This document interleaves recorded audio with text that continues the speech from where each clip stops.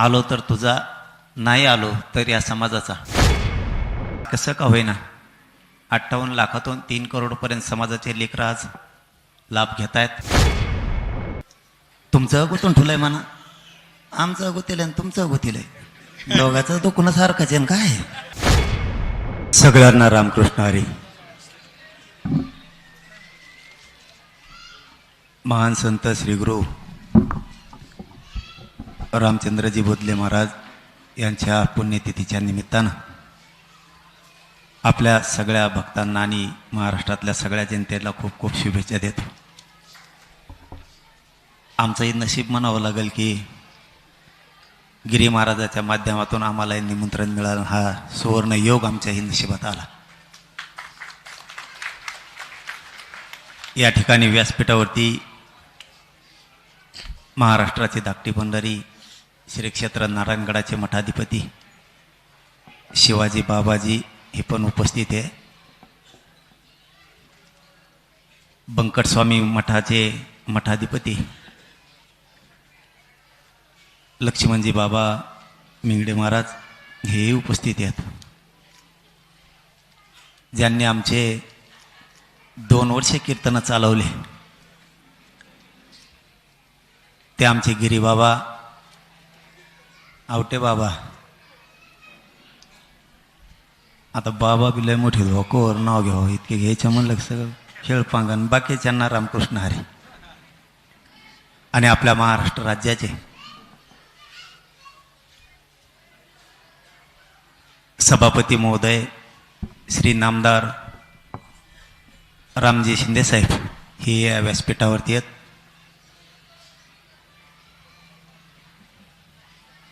मला सांगितलं तुम्ही अगोदर बोला, नाही शिंदे साहेबाला बोला म्हणून सांगितलं. राज्याची परंपरा वारकरी संप्रदाय शिकवतोय आम्हाला टिकवायची. किमान पुण्यश्लोक राजमाता अहिल्या देवळी होळकर यांचे वंशज म्हणून तरी त्यांचा सन्मान करणं आमची जबाबदारी आहे. अगोदर म्हणलं तुम्ही बोलू नका, मी आधी बोलतो. आणि दुसरा सन्मान तुमचा आहे की तुम्ही महाराष्ट्र राज्याचे सभापती आहे. आमच्या राज्याचं शासन चालवण्याचं, उच्च सभागृह चालवण्याची जबाबदारी तुमच्या खांद्यावरती आहे. या 2 विषयात तरी तुम्हाला सन्मान देणं ही आमची जबाबदारी. म्हणून सगळ्या शेवटी तुम्ही बोधले बाबाजींनी गिरी बाबाजींकडे निरोप पाठवला की यायला लागतंय. बाबाजी मला येत नाही, उठता चालता. आणखी आत्ताच सुट्टी झाली. म्हणून याच पवित्र कार्यक्रमातून महाराष्ट्रातल्या सगळ्या जनतेला सांगतो की तुम्हाला वाटण मी कार्यक्रमाला आलो म्हणजे उद्यापासून कार्यक्रम सुरू झाले, तुम्ही परत मला फोन करताना बेजार करताना तुमच्या पाय पडून सांगतो कार्यक्रम सुरू झालेले नाहीत. नसता तुम्ही म्हणताल या आता इकडं आमच्या गावाला असं झालंय, ते कार्यक्रम मला चालता फिरता येत नाही. गिरी बाबाजींनी सांगितलं की आपल्याला जावंच लागतंय, बुधले बाबाजींचा शब्द मोडायचा नाही. म्हणलं येतो, कणत कणत येतो म्हणलं, पण येतो म्हणलं.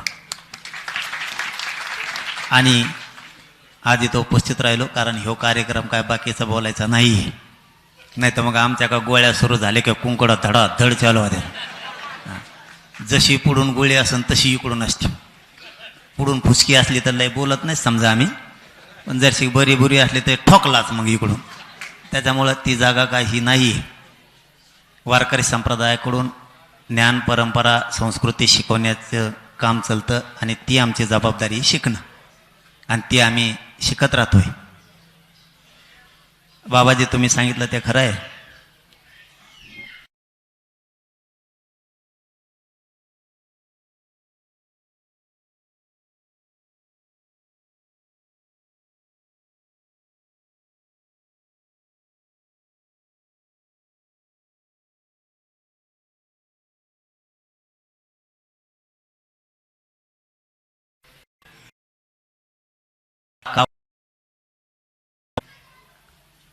देवानेच माझ्या तोंडून ओढून घेतलं का माझ्या जरा दयानं सांगितलं मला माहीत नाही. वाटलं आपण जगावं तर समाजासाठी. कुणी ॲक्सिडेंटमध्ये मरतो, कुणाला अटॅक येतो. मरण तर कसं येतं सांगता येत नाही. परंतु लेकीबाळीचे लेकराबाळांचे चाललेले हाल यांच्या डोळ्यातले अश्रू पुसणं आपली जबाबदारी कोणाची तरी आहे. नाही कोणी उचलत तर आपण उचलू. येऊन येऊन मरण येईन, याच्या पुढं काय होईल. म्हणून मी ते वाक्य काढलं होतं, आलो तर तुझा, नाही आलो तर या समाजाचा. आणि शेवटी मला त्या निष्ठेनं लढावं लागलं आणि मी बोलतो ते शेवटपर्यंत करतो. आज कसं का होईना 58 लाखातून 3 करोडपर्यंत समाजाचे लेकरं आज लाभ घेत आहेत. लढून लढून रक्त जाळून शरीर झिजून झिजून शेवटच्या क्षणाला का होईना शेवटच्या क्षणाला शब्द वापरतोय. फडणवीस साहेबांनी मराठवाड्यातल्या मराठ्यांचा JR काढला, पण आणखीन लागू नाही. लागू आहे पण प्रमाणपत्र वाटप नाहीत. आणखी नाही थोडं दुखून आहे तेवढं जमलं तर बघा. तुमचं गुतून ठुलंय म्हणा, आमचं गुतील आणि तुमचं गुतील आहे, दोघांचं दुखणं सारखंच आहे. काय तुम्ही कसा खोयना समाजाच्या एक जीवाच्या रेट्यानं आपल्या जिद्दीमुळं आपण कुणाला मॅनेज झालो नाही, फुटलो नाही, कधी पैशाचा कधी पदाचा मोह घेतला नाही. म्हणून आज लाखो पोरं नोकऱ्यात शिक्षणात जायला लागलेत. मला सांगण्याचा उद्देश बाबाजी तोच होता की कुणाला तरी निष्ठेनं वागावं लागेल. पैसा हा गौण आहे, पद हे गौण आहेत. या मायभूमीवरती आणि या मायभूमीचे विचार घेऊन चालायचं ठरलं तर या मायभूमीने त्रास सहन केला, पण आपल्याला अन्नधान्य उगवण्याची क्षमता त्या मायभूमी जमिनीनं ठेवली. तसं समाज आपला मायबाप हे मायभूमी आहे. त्यावरती असणारे लेकरं दुःखी आहेत. त्यांना जर सुखी करायचं असलं तर कोणाला तरी आपल्याला प्रामाणिकपणानं कष्ट करावं लागतील, तर सोन्यासारखे लेकरं आनंदानं सुखी समाधानानं जगू शकतील. हा जातीवाद नाही आहे. कोणाला काय वाटतं त्यापेक्षा एखाद्याच्या लेकराला आयुष्याचं शिक्षणात नोकऱ्यात भविष्य घडवण्यासाठी जर आरक्षण लागतंय, तो जातीवाद नाही आहे.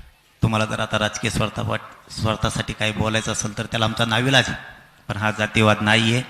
हे गोरगरिबांच्या लेकरांच्या वेदना आहेत आणि त्या आम्ही जाणल्या आणि ताकदीनं लढलोय. या पवित्र मंडपातून, या पवित्र जागेहून एवढंच सांगतो, मी शेवटपर्यंत लढणारे, राहिलेलं सुद्धा मिळवणारे, गरिबाचे लेकरं मोठे करणारे, त्यात काही शंका नाही. पुन्हा एकदा श्री गुरु महान संत यांच्या रामचंद्रजी महाराज बोधले यांच्या पुण्यतिथीच्या निमित्तानं तुम्हा सगळ्यांना खूप खूप शुभेच्छा देतो आणि प्रकाशजी महाराज बोधले महाराजांच्या चरणी नतमस्तक होतो आणि थांबतो. धन्यवाद. रामकृष्ण हरी.